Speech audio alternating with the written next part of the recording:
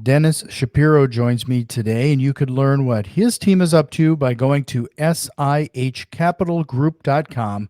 Again, it's sihcapitalgroup.com to learn what his team is up to.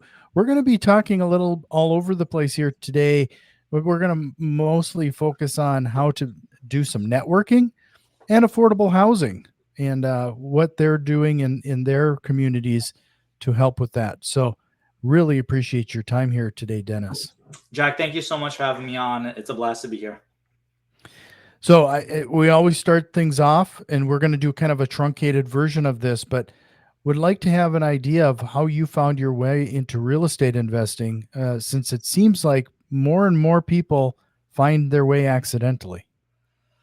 This one was a little bit accidentally, but I would say that the key word is it wasn't a quick journey. It was a very long 2 decade process. I started with a when I was 14. My oldest brother gave me a copy of Rich Dad Poor Dad. Hated the book at the time.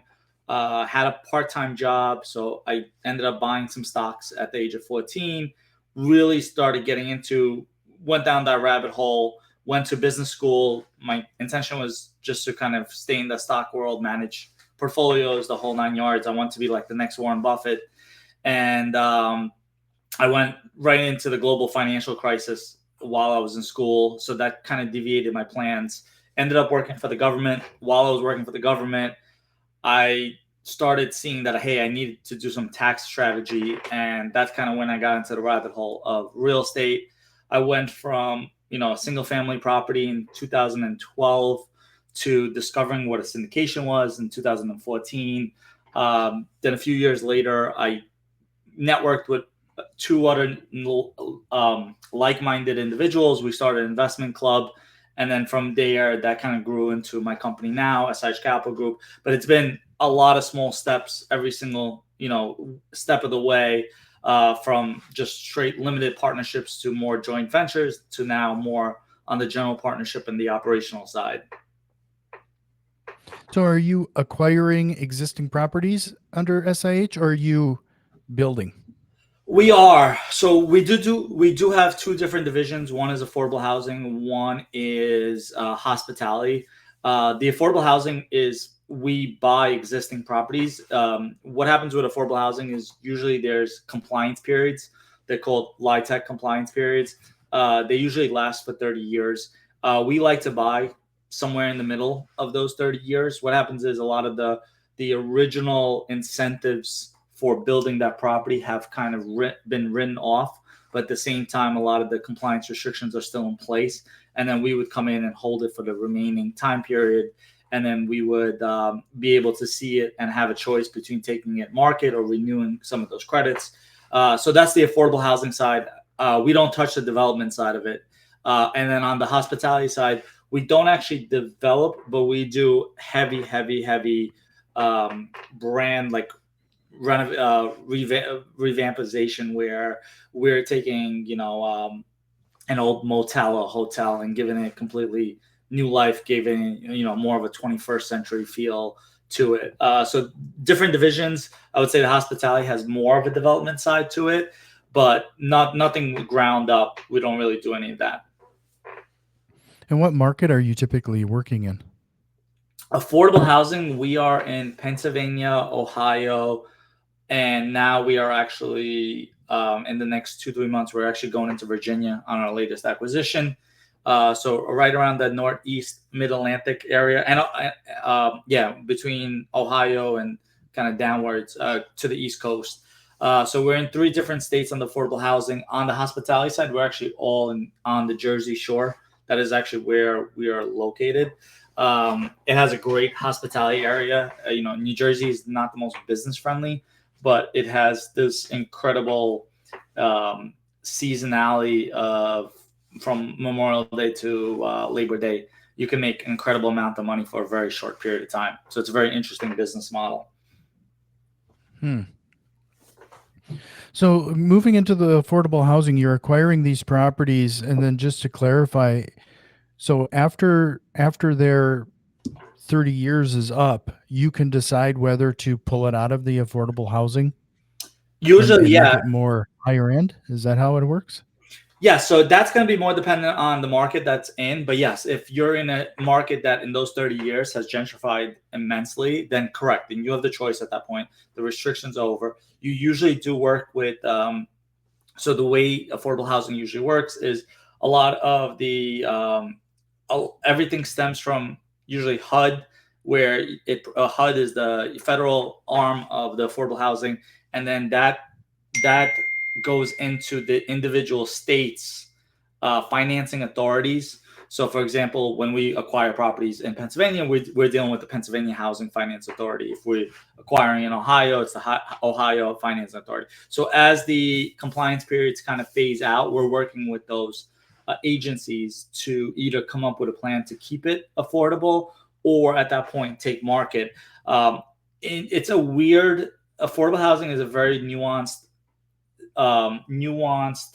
niche, because in some cases you're actually making more money by keeping it affordable, where the market rent is actually less than what it is with affordable. So it really does depend on market specifics of where exactly is the property located.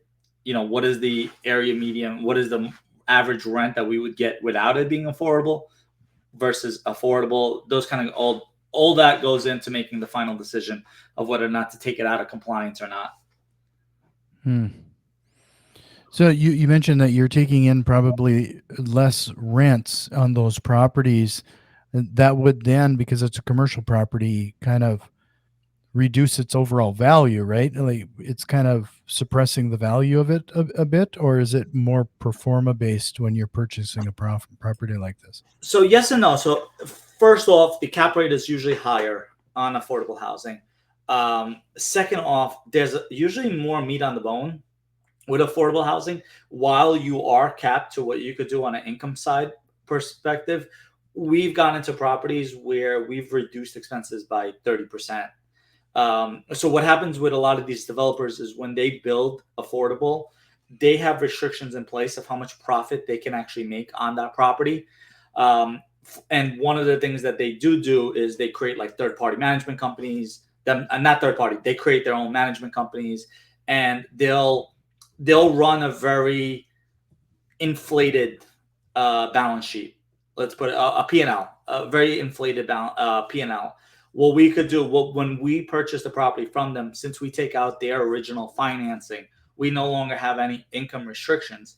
So we no longer have to we no longer have to pay 10% for management fees, because the market rate really is 5%. So all of those little things start adding up, and we are able to get way more efficiencies. We usually operate around in the 50 percentile range, 50 to 60%. We usually buy from developers that operate in the 80 to 110% range. So there's definitely some meat on the bone. The other thing that's interesting with a lot of these developers is because their cost of capital is usually so low, they're not really aggressive with the rent increases that they could do. So we'll be in a situation where we'll come in, and some tenants have not gotten a rent increase in 2-3 years, and in that time, the allowable rents in that area have increased by 20-30%. So even though we are restricted on what we can do, sometimes the gaps that we can cover are huge. Like on our last property that we purchased in 2022, we raised the rent on average $300 without renovation value add type packages that other operators have to do. Hmm. So are you getting a lot of like Section 8 where the state or these agencies are paying part of the resident's rent? Is that the Yes and no. So what happens is a lot of people can confuse Section 8 with affordable housing, because when I bought my first property, it was a single family, it was Section 8, and that's kind of what you associate affordable housing. What happens is once you get into this LIHTC tech world, I like to say it's affordable housing at scale, and within that complex, there's usually multiple different programs in play. Mhm. So one of them is Section 8, and then once you're at a larger community, there's usually actually two types of Section 8 vouchers that people are not familiar with. So there's the one that most people are familiar with, that's called tenant-based vouchers. Those are vouchers that are actually with the tenant, and if the tenant leaves the property, that voucher goes with them. what we really like at our properties is what we call project-based vouchers. So those are assigned to us by the housing authority. And what ends up happening is those vouchers actually stay at the property. So if we have an issue with the tenant, we have a lot of leverage over them, because if they move, that voucher stays with that property. So we deal with project-based vouchers, we deal with tenant-based vouchers, and then the rest of the tenants that are not on any vouchers. For example, on one of our other properties, we have about 30 vouchers out of 50. The other 20 tenants are market renters. However, they have restrictions on how much they can earn to qualify for one of those apartments. And most of the time, it's pretty reasonable. It goes by what they call AMI, area median income. So we're in the 50 to 60% range on most of our projects. So you could usually find a good tenant that makes 30, 40, $50,000. And, this is a pretty affordable place for them to live. And the rents are surprisingly not what people think. They think, it's $200-300 a month. That's not the case.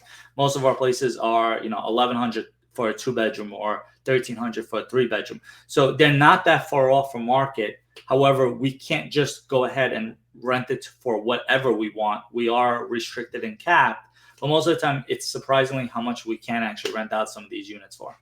Mm-hmm.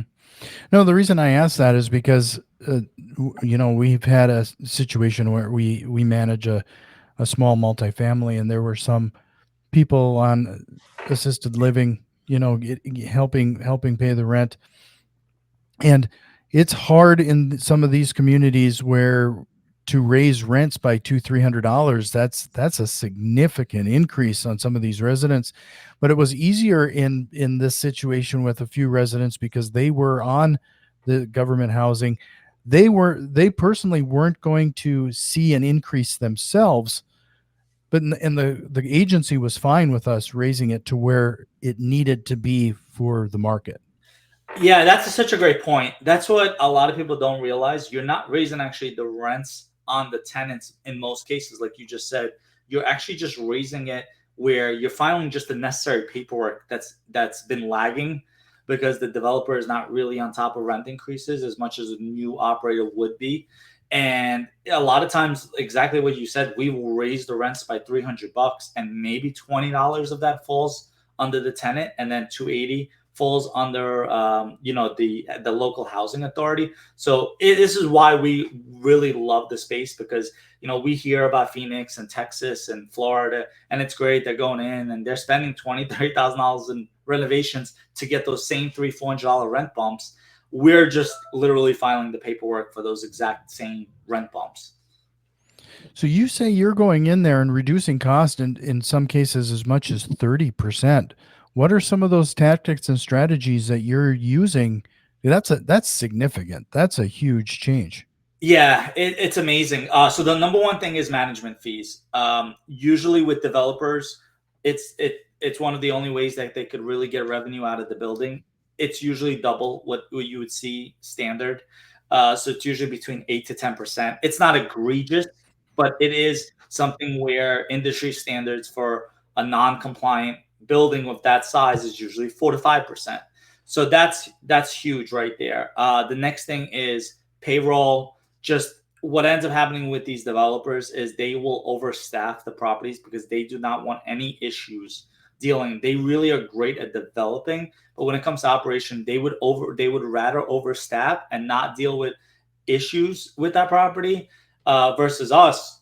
There's an appropriate amount of staff that's needed. 50 units needs one full-time manager, or and could go up to 100 units, whatever it is.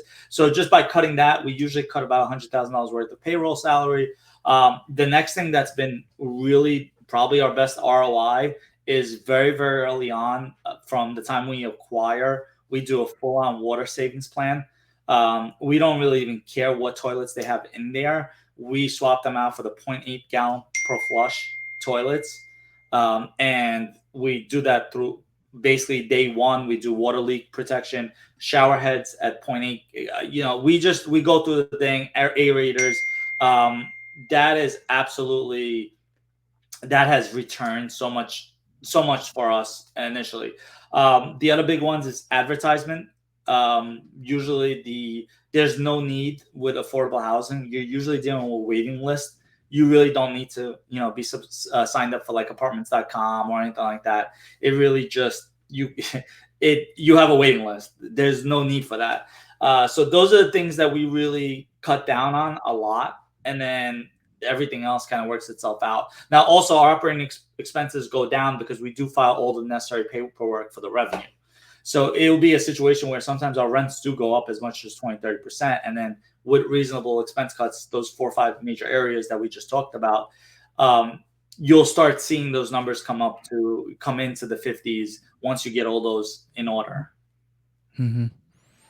And just to remind everybody, and while we during this reminder, Dennis is going to put his phone on do not disturb or mute. So we could you do that, Dennis, so that the pinging or your notifications are coming through your Oh, that's me. microphone I'm sorry clearly. about that. Go ahead. Not a problem. But head over to sihcapitalgroup.com, sihcapitalgroup.com, to learn more about what Dennis and his team are up to and how he can maybe help. Before we hit record, Dennis, we mentioned that you also wrote a book called The Alternative Investment Almanac. And you said, yeah, this is probably going to be your last book. But I'd be curious, what lessons did you learn from writing a book? And were you able to bring any to your business? Yeah, so I wanted, this is actually during COVID, I wanted to bridge the gap in conversations between traditional and alternative investors. Like I started basically in the stock world.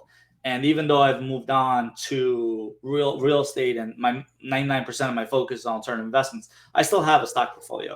So I wanted to create a book where someone who only does stocks has a chance to read these 9 or so asset classes that I highlighted. We go through everything from mobile home parks to self-storage to apartment buildings, to mortgage notes to life insurance policies. And the goal was to show that these asset classes do exist, these private asset classes do exist, that they're readily attainable, and that they complement a traditional portfolio really, really well. And the way I wanted to do this was I wanted to structure the book where it's a 20-minute introduction, and then it goes into a Q&A with two investors from that asset class. So it's the same questions for every single investor in that book, and we interviewed probably 20 investors or so in that book. So it was a great opportunity. I realized how important it is to create value for other people, like from bringing in the guests, and I wanted to really highlight them, and I really wanted them to have a say in it.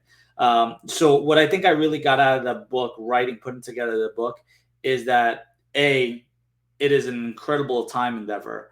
It is not something, I think we did this before our first acquisition. We wrote that book. I don't think I would be able to do that now in the middle of having a portfolio, managing a portfolio, acquiring properties and stuff. So one is time sensitivity. Make sure you have the time balance before you ever write a book like that. But B, really provide value to your network. Make sure you spotlight. Make sure a book like that doesn't become about you, but actually becomes about your guests and giving them a platform and just really highlighting, how great other people can be. So that's kind of what I got out of that book. Well, you do have a focus on building your network as well. You mentioned earlier as well regarding LinkedIn and some of these underserved tools or underutilized tools that you can help maybe vet some people out, or especially getting into partnerships. Can you talk a little bit about that? Yeah, this is one of my favorite topics because a lot of people say, well, what kind of investor are you? And sometimes it's easy for me to say affordable housing or hospitality, but in reality, I'm a relationship driven investor. Like I have a certain network that I trust with certain deals, and when the time comes, that's what really drives our returns. And what I realized is that we got really good at creating this network, and how we did it is by basically, if you rewind it all the way back, was first is actually using what's available to you. And I think LinkedIn is one of the best tools out there, but you have to go in there with understanding what it's for and what it's not for. And today, like sometimes you see Facebook posts that are not supposed to be on LinkedIn are on LinkedIn. You see a lot of politics these days. All of those things are true. They're on LinkedIn, and there's tons of spammy type of introductions. Hey, do you want to do this or that or buy my product? But if you strip out all of that and you're a new investor, LinkedIn is one of the best places to go. And the way that I kind of explain to people is, if you're starting out, I would not recommend just going to a meetup. The reason why is because you're going to go there with no lexicon of that investment. So if you go into a meetup and you don't know what a cash on cash is or an IRR is, you're just going to be asking a lot of people a lot of questions, and you're going to come off as a very needy person, and that's a terrible way to start a relationship. So what I recommend is, when you go on LinkedIn, just put in the words real estate investor under your name. And then what's going to end up happening is you're going to get tons of these like 15-minute requests. Like, hey, do you want to learn about, our insurance offerings, or do you want to learn about our latest deal, whatever it is. I would recommend signing up for them. And then when you get on those calls, start jotting down all the terms that you don't actually understand. And do that a couple of times until you get to the point where you actually understand those terms. Once you actually get to that point, then if you want to remove real estate investor from the thing, whatever it is, and if you want to stop taking those calls, I get it, because a lot of them are just trying to sell you something. But now at least you were able to have conversations with people that are in this space.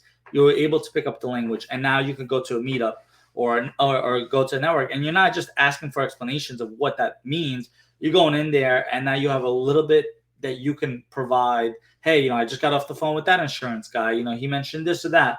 So I think it's really important to use LinkedIn as a tool, basically. And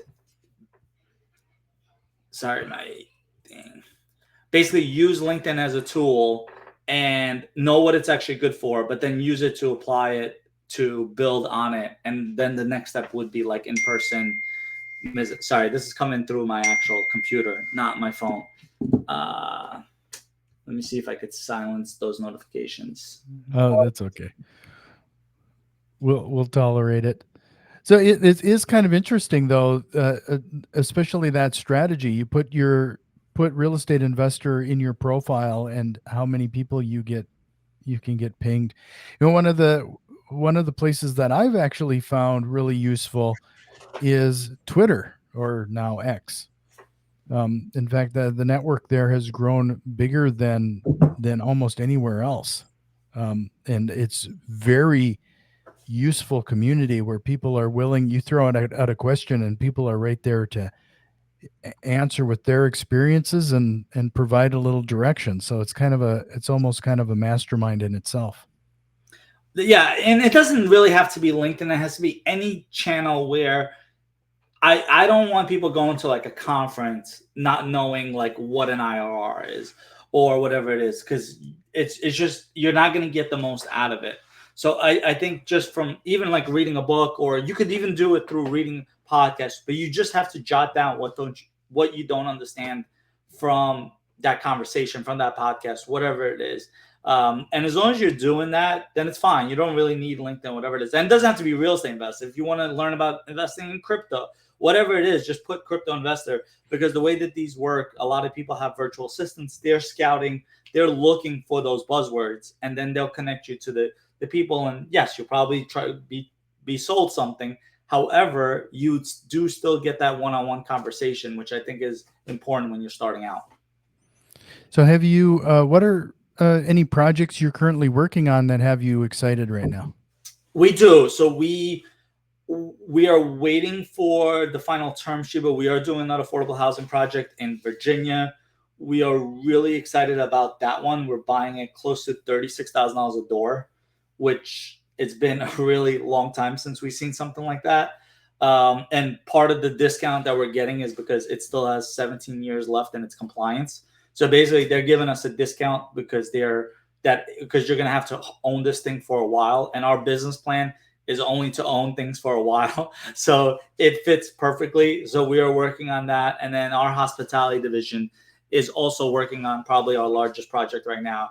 So we think this is a great time. If you buy an asset that works with these current interest rate environments, or finding a seller that's willing to do seller financing, we think in 2 to 3 or 4 years, you're going to be able to unlock massive amounts of equity during this time period. I think people that are waiting for the shoe to drop, I think are going to be disappointed. I think fundamentally we're in a different market than we were in 2007 to 2009. So we don't buy a lot. SIH Capital Group, we usually buy 1 or 2 deals a year, but we're pretty excited about these two acquisitions, how they're shaping up, and just we think in 24 to 36 months we're going to be able to unlock a lot of equity with these projects and the projects before these, and just not doing too many deals at the same time. I think this is a great time for that strategy. Well, with all of the experience you've had so far, especially with the methodical approach you've taken it, what has been the biggest lesson you've learned so far in your real estate investing? The importance of your network. It really is. It's our core vision at this point. Also, not doing what the Joneses are doing. There were a lot of operators that started, when we started, or even before, and they're in a lot of trouble right now because they just did too many deals in too short a period of time, and they completely overlooked the importance of like operations. We, within a year or two of our divisions, of our acquisitions, we created our own property management companies to actually manage those divisions, and just not doing what everybody else is doing and kind of doing your own thing. I think those are the most important lessons that I've learned. Yeah, it's almost it's kind of a drug addict kind of a thing where you get addicted to the next deal instead of taking a minute and planning out some processes, procedures, get some things documented, because in the end what we're trying to achieve is some sort of freedom from all of this. And more times than not, you just perpetuate what you already know, and you just now you got to find the next deal, got to find the next deal. Yeah, I think it's just a matter of keeping your ego at check. We started, I think we did a $2 million deal and a $5 million deal. Now we're approaching, you know, the $10 million mark. It's just, there is going to be a time and place. And we just did a wealth retreat a month or two ago, and the guy's conversation was scaling a business to $1 billion. And that was one of his talks. His other talk was exactly this: is when is enough enough, and going into it where, hey, I don't really need to do that next deal. And a lot of times it's that ego that is driving you to do that next deal so you could do that next social media post. And it's the wrong thing. It's like, focus on, like, how do you make the 5 deals that you have, or the 7 deals that you have, how do you make those as operationally bulletproof as possible? And then Mm-hmm. once you got that down, then it's fine if you want to do deal number 6 or 8, whatever it is. It's just people always skip that operational step because they're just so focused on, like, how many times on LinkedIn do you see, $100 million in assets under management? Well, what does that mean? Is it $100 million of assets under management at 98% operational efficient? Like, what does it actually mean? It just means that you really like to acquire. And so Right. those are the things that I think investors need to kind of be on the lookout for. Like, who are they actually partnering with? Are they just really partnering with someone who is a deal junkie? And you see this with them shifting asset classes left and right. It was multifamily 2 years ago. Now the interest rate's gone. Now everybody does a car wash. And then the next thing is going to be, what is the next thing going to be? So you really have to understand who you're partnering with as an investor, and make sure you understand that, because that's really I think, the most important thing. So before we get into the rapid fire questions, I was going to ask you regarding, the affordable housing thing again, and it just popped into my mind. There's a connotation associated with affordable housing.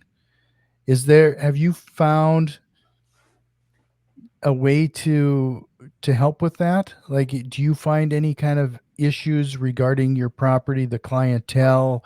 Are you trying to upscale it a little bit? Uh, how does that piece of it work? Yeah, So that that's a Yeah, great go ahead. point. So the first thing I'll say is that most buildings that we're looking at in the affordable housing space, they're LIHTC. They receive LIHTC funding, and the only way that you can receive LIHTC funding is if you do this massive new development, or you do a massive revitalization of a property. So usually we are like, the first property we bought in the space was built in 1998, and it looks like a townhouse community. If you drive into it, you will not be able to tell it's affordable. It looks like a regular Class B property. these properties in Virginia that we're working on, they are actually historical buildings that were converted. So I think the first main thing with that connotation is when you're pulling in, what are you seeing? If you see a kid's playground, if you see a leasing office, usually that's going to attract a certain type of element. The second thing is just making sure that you have a no nonsense approach. Like, we have had issues with it. It's not often. I would say it's once a year, and it's usually not the tenant. It's usually a tenant's kid, or it is someone's boyfriend who is not really lived there but stays over.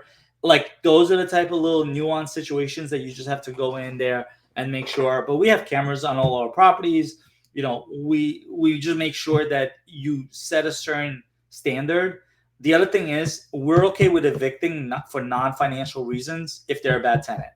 So a lot of operators will just say, like, oh, they're paying whatever it is. But no, like, tenants, bad tenants just have an ability to just completely take down a whole community. And your focus is to build that community, because if you build the community, you lower the turnover, and then you have a better financial product. So all of those things kind of go hand in hand. Like, even things like doing a Christmas party for the tenants and stuff like that. Like, you see that with the Class A stuff, but no one does that for the affordable housing stuff. So I think there is a way. And when we created our management company, we actually named it Affordable Housing Redefined. We wanted it to be a better experience for these properties, and we also want it to be a bad experience for bad tenants. Like, bad tenants don't want to be constantly, flagged down for a lease violation and be called on the cops for the first thing that they do wrong. They don't want that. They will take themselves out and go somewhere else where it's not being enforced to that sense. So those are the things that I think is really important. Like, buy a product that does not look like affordable housing, where that's not the first thought when you drive in. B, police it and make it really difficult on the bad tenants, like really, really difficult. And then usually the community kind of takes care of itself. And then don't defer mains. I think that's a super critical thing. Like, anything that breaks, make sure your main guy is right there. Make sure there's no like plywood over windows. Like, all of that stuff makes such a big difference. Like, graffiti on the thing, that's got to be like completely cleaned, and you got to go after the tenant that's associated with that. Stuff like that and upkeep, all of that plays a huge, huge role in making sure that people don't feel like they're living in subsidized apartments. Sure. Well, again, it is sihcapitalgroup.com. That's, of course, going to be a clickable link in the show notes. And I'll try to also have a link to Denis's book, The Alternative Investing Almanac. Denis, this has been a fantastic conversation. I appreciate you answering so many questions around affordable housing and how SIH Capital Group is doing with those properties. Before we jump into the rapid fire questions, is there a question or concept you wished we would have covered here so far today? It's interesting because we do both affordable housing and hospitality, and they couldn't be more different. And it's a different partnership for each. So it'd be interesting to do a deep dive on the hospitality side, because as much as it is about creating a safe environment for the residents for affordable housing, it's about creating a luxurious experience on the hospitality side. So it is such an interesting concept, but that might be better off for a completely separate conversation. Yeah, and I'd appreciate you coming back and we can discuss that particular topic in more detail, because it is kind of it was even hard for me to put my brain around how you're managing both sides of that. I mean, it is such a different asset class. Yeah, two different management. The trick is to do two different management companies, and then the managing partners are not involved in the other side of the business because they don't have the skill set to do the other's job, type of thing. Yeah, and that it goes back to scaling again. You have to really have your ducks in a row to pull something like that off. Again, it's sihcapitalgroup.com. And if you're ready, Denis, we'll jump into some rapid fire questions. Yeah, let's do it. First, what lie do real estate investors tell themselves and sometimes to others? How passive it is. I've been in a lot of deals where after I wired, a few months later, I completely regret it, and then there's nothing you can do. But right up until the point you wire, you should be as actively involved, vetting, doing background checks, asking your network what they think about that person. So definitely how passive it is. And it's not, as an operator, it's easy for me to tell my investors, how easy this is going to be. But the truth is, it is not. And you should not wire quickly. That's something you're going to regret later on. Well, I'm sure you've grown to love Rich Dad Poor Dad now in your older days, but this isn't the book you get to use in this next one. What book do you recommend today, or what are you reading right now? I'm actually reading Talking to Strangers by Malcolm Gladwell. I used to be a huge fan of Malcolm Gladwell, and then I did a lot of real estate related productivity books like Vision and EOS and Who Not How. And then I just wanted kind of to change it up. And I think Talking to Strangers is a really interesting book by Gladwell where he discusses some terms where it will help you negotiate in with these dealings, just the subtle things about a person's face expressions. And he does a really great job of tying in historical relevant events to actually the point he's trying to get across. So that book I'm currently reading right now. If you could go back in time and give your younger self one piece of advice, what would that be? Get into commercial real estate sooner. I worked for the government. I was proud of I was proud for what I did for 12 years for my government, but there's very little that I really got out of it after 12 years. Where if even if I became like a commercial broker for my first couple of years, I feel like I would have been able to 10x where I am today. But time and place, happy for where I am today. So you've mentioned your government job a couple times. What type of work were you doing? So I worked for Social Security. So I actually retired probably 10,000 people in my career, which is pretty cool for me, I guess. Yeah, that's cool. What single strategy, process, or tool have you implemented that has had the biggest time saving impact to you or your business? So I'll mention a recent one that I've been using, and this is actually when I mentioned my investment club, he was one of the members there. He created an app called Noplex, Noplex. It's by Matt Canning. So it's a productivity management software like Asana, but it's geared for people with ADHD.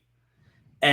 And he's working on some cool aspects that are a little bit different, but it's just a place where you could just keep it high level with certain tasks that you want constant reminders on, because 100 things come at you at one time. It's good to stay focused on a few.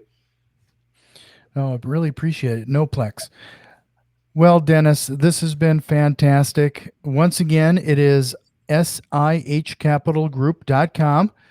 But really appreciate your time, and I look forward to our conversation around the other aspect of your business. Jack, thank you so much. I'll be happy to come on again.